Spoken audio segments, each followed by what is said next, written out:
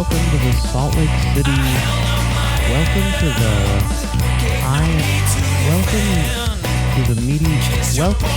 welcome to the Hulk Hogan. Yeah, that's fine. Yeah, welcome to the Hulk Hogan podcast. I'm Nick, and this is Moses over here. How are you, Moses? How are you? We're recording these back to back because we've been talking about going to Europe. Yep. Well, we were talking about politics, so you missed the last one. I got a little distracted. Me too. That's what happens, though. But we're going to get right into it. We're kind of part two pre-tour. We've got a lot of European dates coming up. Yeah. Please don't ask me to say the town names in the Netherlands and Germany. I could only say the ones that are easy. And even those ones, I'll say them and people look at me like a confused German shepherd, turn their head to the side, and then pronounce it differently. Yep. Like, that's what I said. Come on. Yeah, it's not easy to pronounce all of them. Like, Hoer or Varmelskirchen. We looked that one up the other day to try to figure out how to pronounce it. Okay, wait. Okay, I'm cruising over to the list. 14th of September, we're playing Haus Eifgen in Wormelskirchen. Wormelskirchen. That's one that you guys looked up? Yeah. Wormelskirchen. Because we were arguing how to say it. Wormelskirchen. Yeah. Probably still butchering it. Vrmelskirchen. Yeah. Wormelskirchen. Yeah. Can you say it in a sentence?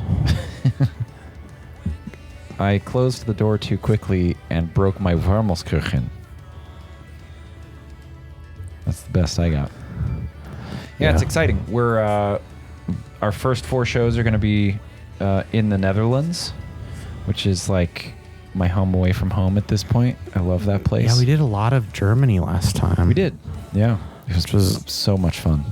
Kind of cool. Yeah. I didn't realize it was last year. Yeah. April of last year. Oh my gosh. We're just going to go to the Netherlands every year now? That sounds great. I wish. Yeah. I think next year we'll probably try to do a U.S. thing rather than a Europe. Be kind of cool. Yeah. I hear the U.S. is a really great place right now. Yeah. We don't need to jump down. Is there any? Let's talk about the set list. Is there anything that's coming back from the dead? Yeah. So there's a few songs we're bringing back from the dead. As members have changed, we've sort of dropped songs here and there, and picked up new songs instead.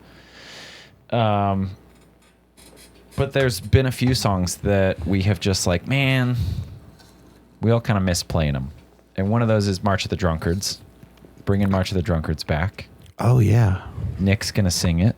I'm singing it. Yeah. I don't know how I learned the lyrics. Repetition, I guess. Yeah, that's one of those songs that just, we've been playing it for so long that it's fun to play. Yep. When we were recording that, the first line of the song is, in the dark we will go marching through the fog. And Canyon used to frequently accidentally sing Rambling Through the Smog. Rambling. Or no, I think I have the fog and smog backwards. See, it's hard to remember once it gets in your head. But yeah, don't. Yeah, I'm gonna plug my ears. We're bringing that one back. True Love Song. Bringing True Love Song back. Can never have enough songs about whiskey, unless you're the wonderful Park City band, the Swingin' Lights, who have an incredible song called No More Songs About Whiskey. Yes. That I highly recommend for people to go out and listen to, because it is good. Delightful.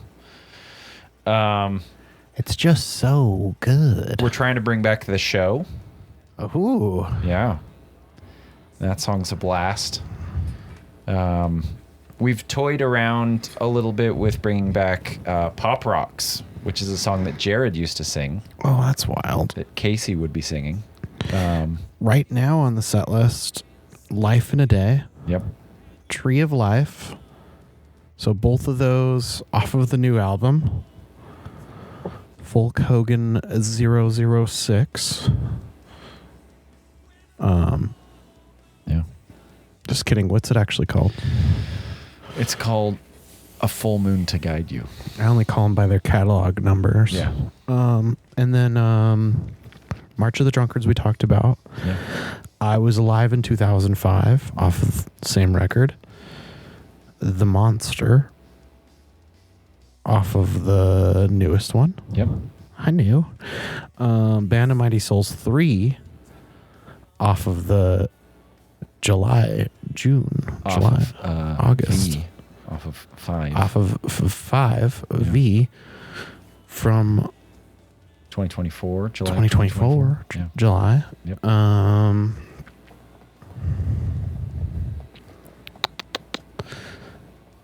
Set Break. Just kidding, that's not a song, but I have it written down. Zombie Prince, off of the very first album. Like Icarus, off of this latest one. The Fall, off of that V. I'm Still Drunk, off of the very first album. Yeah. Bourbon Bullet Blues. Yep, Bourbon Blues. Bourbon Blues. Behold.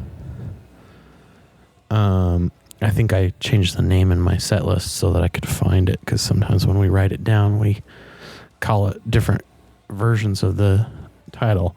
Yeah. Blood from a Stone off of the latest. Fire Breather off of the first. Another set break.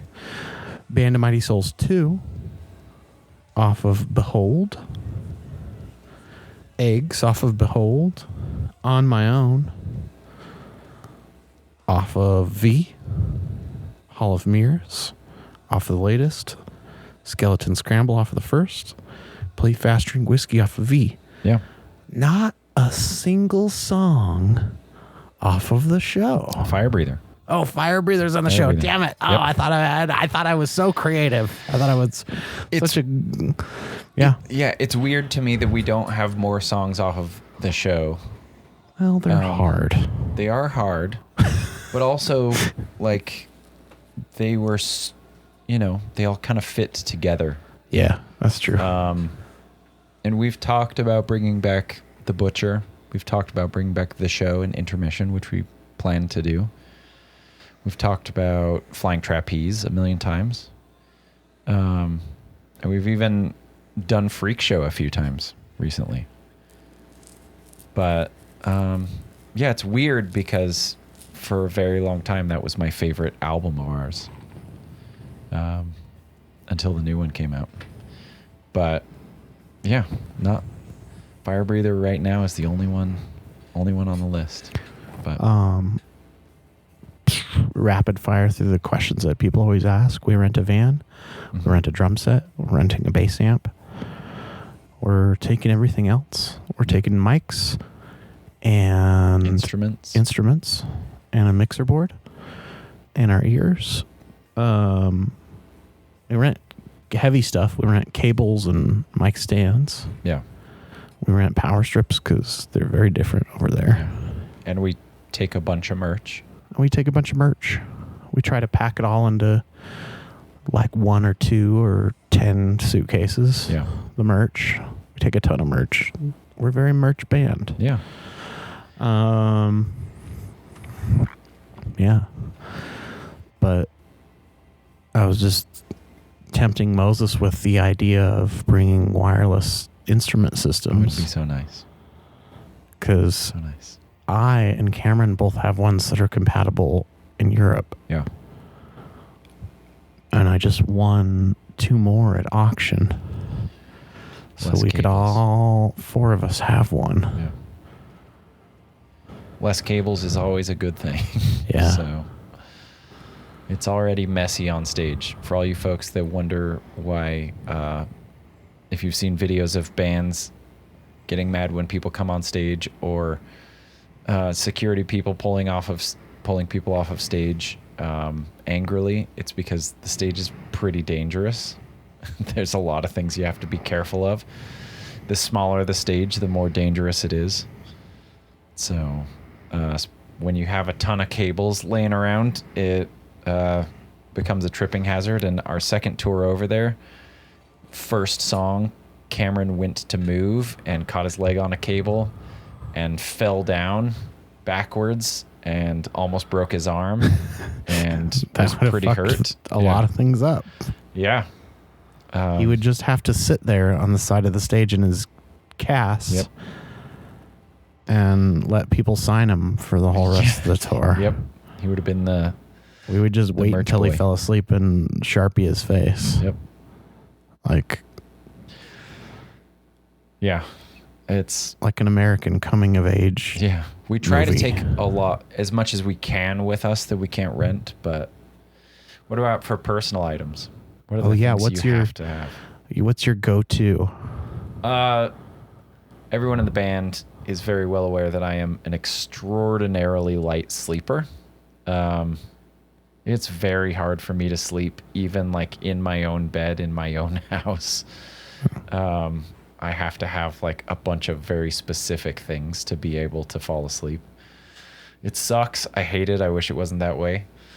But although it makes me feel like a child, I frequently bring my weighted blanket because that helps me sleep.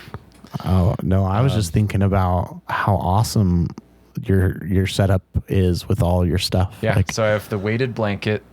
I bring an eye mask. I bring earbuds to play white noise. And then I have a number of like things that I have to do before I go to bed that help me sleep. I have like specific times previous to going to bed that I can't eat, that I can't drink anything, that I can't look at a screen. Like it sucks. My sleep is like a combination lock and I have to have all of these things or else I just won't sleep well. Makes sense. And a lot of times, even if I do have them, I still don't sleep well. So I got put on a new prescription last year that gives me just like super vivid dreams every night, which is awful. Because then is it a cheese prescription? I wish. Oh, it'd be so much easier. I just saw an article about people eating cheese before they go to bed linked to like all sorts of strange dreams. Yeah, it makes sense. I mean, it's, it's pretty complex for your stomach to break down. Yeah. But, don't you like have to allow a certain amount of time before you sleep if you've eaten? Yes. For weird dreams? I have to have a minimum of 3 hours after I've eaten. Yeah. And that will change based on how rich the food is or how much I eat. If I eat till I'm like full, then it's easily 4 hours. Yeah. Sometimes more. Like I had a really big lunch today. I didn't mean to. But my eyes were bigger than my stomach. Yeah. I didn't realize how much I'd eaten until I was like almost done. And that was at like 2:00 today. And it's 8:30. I still feel very full. And given how I feel right now, I probably won't be able to go to bed till like 11:30 or 12. Otherwise, I will not be able to sleep, and I'll have like my crazy vivid dreams will become crazy vivid nightmares. So that sucks. So yeah, I have to have my whole sleeping kit. I have to do yoga before bed. Because my left calf likes to twitch at night and it drives me insane. It sucks. Other than that, the only things that I like desperately have to have over there, my water bottle. Gotta stay hydrated. Yeah, and make all the European folk be able to pick me out from 500 yards away and go, that's an American, because they don't walk around with water bottles. They don't drink water. Yeah. They're just hydrated by the land. Yeah. Not me, baby. I wish. What about you, Chips? Some headphones that I can use everywhere. Yeah. And usually an iPad. Yeah, you usually download a bunch of videos beforehand. I'm super, super happy if I need more downtime. And so I have to create that opportunity sometimes.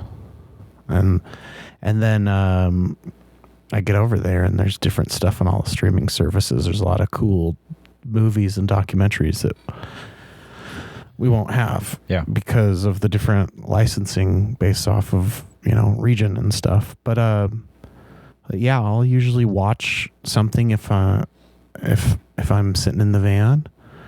I'll usually chill out at night and watch something. Like TV's a big escape for me. I like having a good set of headphones on planes because of the ambient noise is too much. Yeah. And, it's just nice to be able to block out the noise and the stuff going around you sometimes.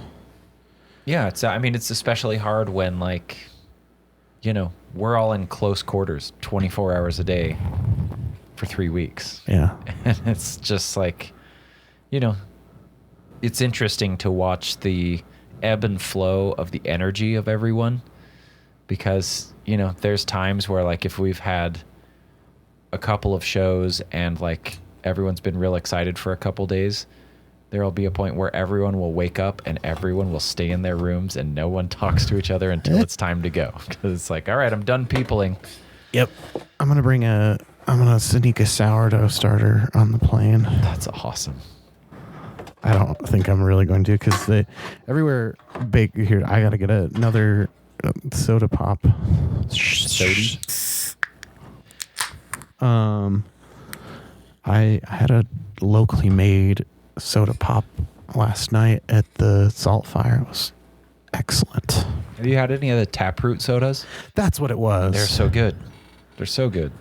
I couldn't think what it was. All I could think of was Woodbine, and I know that's not. Ashley and I had one of the... even the right type of thing. We had one that was blackberry mint the other day. Whoa. It was really good. I had a cherry limeade, and it wasn't too tart, but it still had good acidity. Yeah. One of the really good things about touring over there is no one in this band really drinks a lot of soda. But when we go to Europe, Cameron and Sebastian specifically buy a ton of orange Fanta, because over there it's not anything like it is over here. It's basically orange juice with bubbles in it, and it is wonderful. It is really good. So there's always lots of Fanta cans bouncing around in the van. Yeah, it's so good. Yeah. The headphones thing is I'm gonna bring several pair of headphones. Yeah, it's always good to have. I always want an 8-inch chef knife. Yeah. Oh my God. Yes. Knives are just not super accessible when you're staying in rentals. Yeah. And especially in the Netherlands and Germany, they don't have guns. And so when people want to murder each other, they stab. And strangely enough, you go into a store and you can't really buy a long knife because of that. Yeah, it's weird. Which, I don't know, man. I'm maybe I'm the good guy with a long knife, but oh God, I'm not even gonna get there. But no, but I'm would you rather be stabbed with a long knife or a short knife, Moses? Obviously, that's the question it raises. Yeah, Short knife. Raises is not a word, but that's the question it raises. That's arises and raises. Yeah. That is one of the things that, like, because we generally try to cook for ourselves when we're over there, because we stay in places that have kitchens most of the time.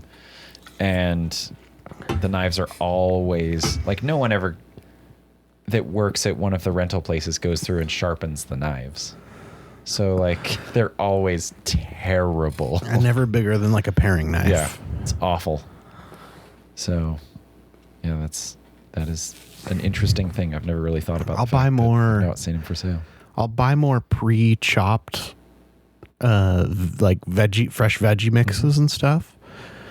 For that reason, and also because those sort of convenience things aren't really that much more expensive for some reason. It's not like here where you could go get a chopped pineapple in a quart, like a plastic deli quart jar at Whole Foods for $15 or $17 or something. Like, and then, or you could just buy a pineapple for a fraction of the cost. It's like just slightly more expensive. Yeah. Maybe 50 cents more to get like pre-shredded or pre-chopped or whatever. And so that's a weird convenience item that I end up buying a lot when we're over there. Yeah. But also compared to, just eating at restaurants the whole time, not that much of a convenience item. Yeah. So for all you Dutch folks that are listening, I'm going to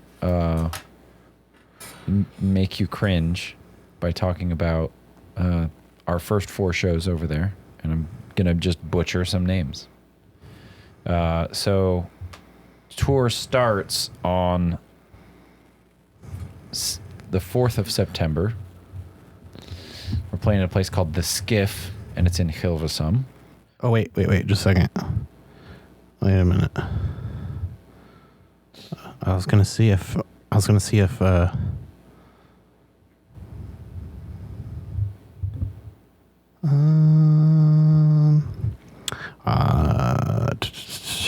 I'm just checking your pronunciation here real quick. Yeah, let's hear it.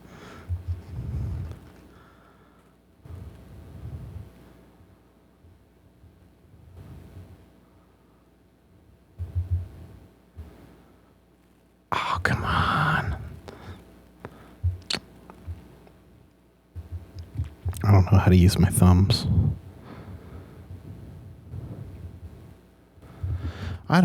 my thumbs. How embarrassing.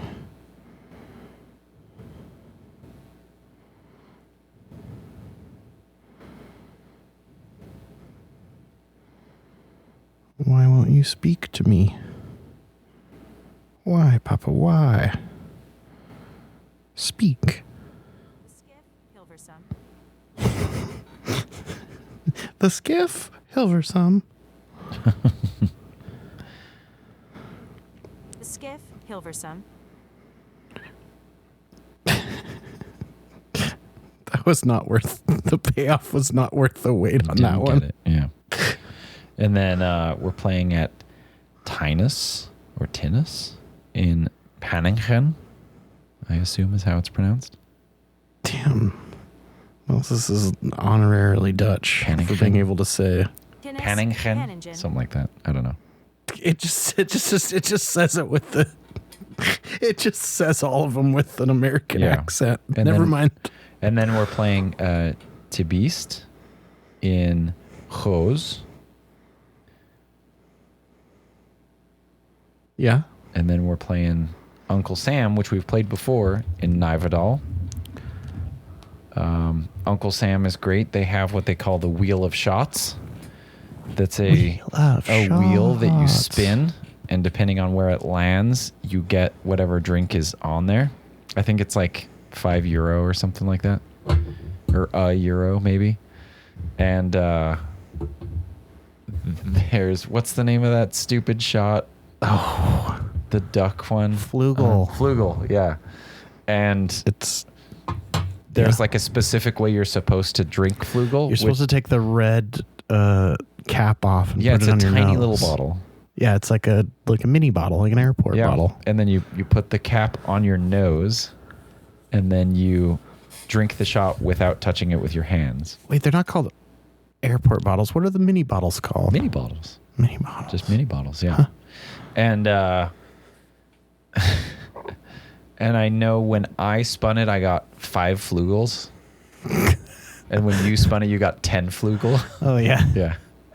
And it's like a flavored vodka or something. No, it's oh yeah, it is. I'm confusing it with they have this like very floral liqueur that is different depending on where you are. Yeah. But it's like a non-sweet, non-syrupy version of Jägermeister. So it's actually good. Yeah, this is a red vodka based like liqueur or something almost. That stuff is silly. But yeah.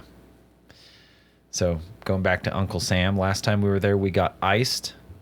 For those of you that not the thing that's happening in America. Is that going to be our cocktail of choice? Is a Smirnoff raspberry ice with a Flugel in it? So and make it red? There we go. The thing we do in the band to mess with each other is we will ice each other. And for those of you that are unaware of what that is, stupid. It's the dumbest thing ever. You buy a Smirnoff Ice, which is like, a super sugary, super bubbly, awful alcoholic beverage. They're terrible.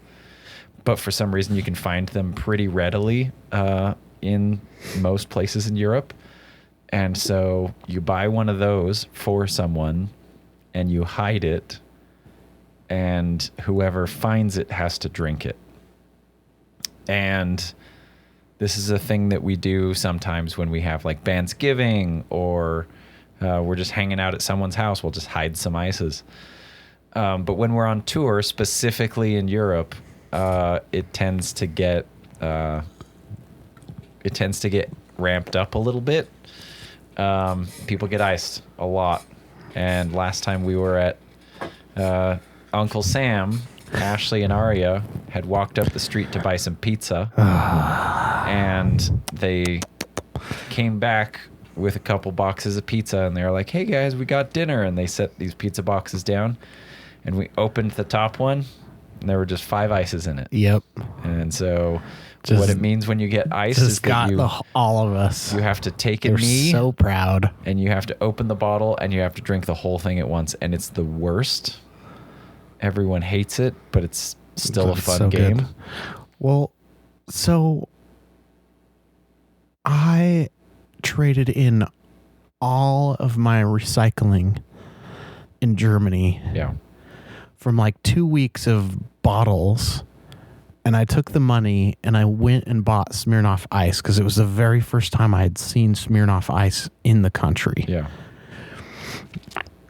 And this is while I'm finishing up a solo tour, a duo tour of my own music, knowing that Folk Hogan's going to be showing up at the airport in about a week and 3 days from this point.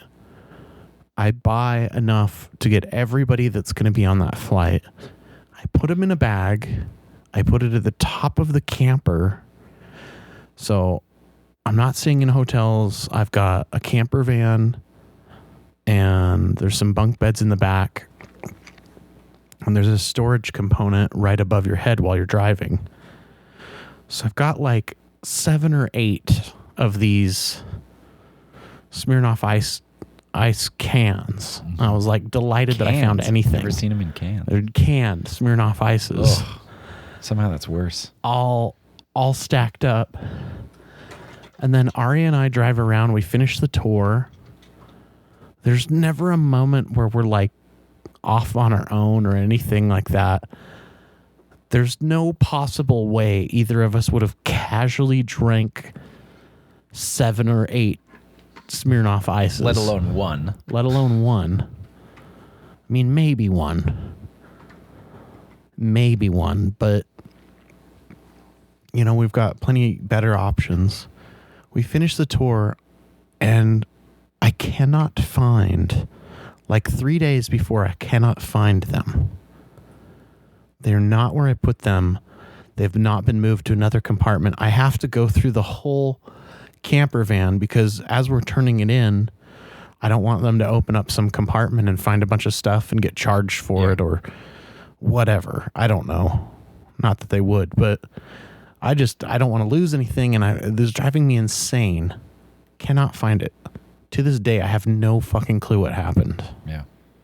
The mystery. Well, some angel was looking down on the rest of us. We didn't get iced that one time. Oh, I guess. It was, but you did get us later at a grocery store, so. Yeah, and it was like Albert Heijn. Yeah. Not any Albert Heijn. Rob Lumens is Rob Lumens. Shout out to Rob Lumens. The two big grocery stores in Netherlands are Jumbo and Albert Heijn, and we love Jumbo. We love Albert Heijn as well, but Albert Heijn does not, as some places in the Netherlands does not take our card, so we can't shop there. And we met this guy, Rob Lumens. He was working at this place we were staying, and he was the owner of the local Albert Heijn. And he invited us into town. We gave him a bunch of merch because he had this really cool jukebox that he restores jukeboxes. And he had this really cool jukebox with a bunch of really awesome stuff on it, and some local artists, and lots of. He's just a really interesting guy, and we met him at his grocery store, and he hooked us up. Gave permission to run U.S. card, I think is how it happened, or maybe we just paid with cash. But he was a sweetheart. But we had shopped there, and Nick, unbeknownst to the rest of us, had gone in, done his shopping as quick as he could, even though we were all planning on paying together. Yeah. Bought a bunch of Smirnoff Ices, put them in the back of the van so that when the rest of us came out, and then came back in and helped the rest of us check out. And then we all went out to the van to put our stuff in the van, and we're in the middle of the town square. We're at the busy part of this little Dutch town, Nijverdal, and we open up the back of the van, and there's 8 Smirnoff Ices. And so in the street is a bunch of Americans taking a knee, pounding the Smirnoff Ices, and cursing Nick Passy. Yeah. I haven't been drinking pretty much since that tour. Yeah. Shortly after whatever, but I had this friend that told me something kind of profound to him that I just kind of whatever. I was talking about, how he had quit drinking, and then he had really vivid dreams. So. Mm-hmm. And he's like, it's almost worth not drinking just to have these really vivid dreams. Yeah. That's funny. I wish I could that is one thing that I've kind of experienced. But I was telling Lindsay, my girlfriend Lindsay, that I had this really vivid dream last night. It was really disturbing. And I was like, well, so I went to the movies with this group of friends. She's like, wait, you went to the movies with... In your dream? A group of friends? I'm like, yeah, I went to the movies with we didn't ever get it into the theater. We're waiting in line to buy tickets. And we're getting up to the counter, and I realized that I had to go to the bathroom. And then I go to find the restroom, and the whole rest of the movie theater is part casino, part arcade. And instead of having a couple of restrooms like you're used to seeing, it's just kind of this all gendered one big restroom area, except for the apparatus is just the same for everyone. And it's just this big, large, shallow tub, like half the size of a bathtub, but only a few inches deep. And I have to pee, but I can't figure out how to use it. And they're only about 4 inches apart, and they're splayed out in these like half circle areas. And there's like an attendee, like a carnival, and there's like games and stuff, and it's just part of this carnival casino. Part of the peeing and everybody's experience. chain smoking, and it smells really bad because it's just urinal cake and cigarette, and then I sort of overhear them explaining to somebody how to use this like non-gendered bathtub urinal. And I think I've got it, but I don't want to ask. And then I'm just looking for somewhere where there isn't people actively. And so I just keep going further and further away into toilet world to try to find one that isn't by like 9 other people. Yeah. And I finally find this sort of quiet area, but it's all the way the edge of the casino, and the casino doors that are always like tinted are opening up, and the light's really bright, and people are coming in, and there's traffic, and there's people bumping into me, and there's I never find the privacy to use the toilet in toilet world. And I woke up and I had to pee so bad. There you go. That's better than the dream I had last night. I won't go into super detail, but it was a sex dream involving Kevin Bacon. And then I was being hunted by bears and someone's pet hyenas. So, you know, we all get there. Brains, man. They do crazy things. Yeah. So.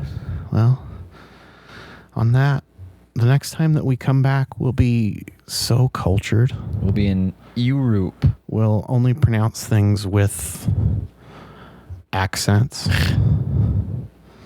By the way, just while we're on the topic of being cultured,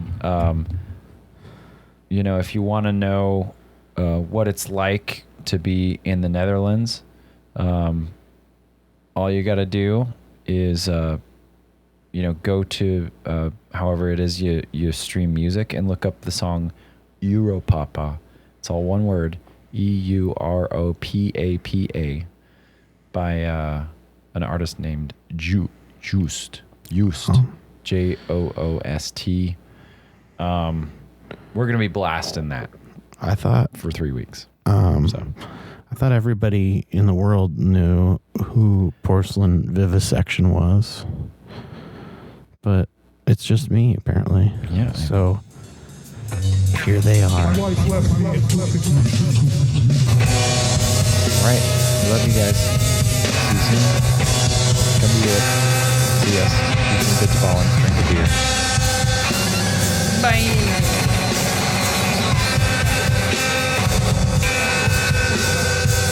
I'm eating Taco Bell in the parking lot at 3 a.m. Showing hole at the Waffle House. Bring me a small sack of burrito pancakes. I'm showing my hole at the Waffle House. Bacon eggs with mac and cheese. I'm showing hole at the Waffle House.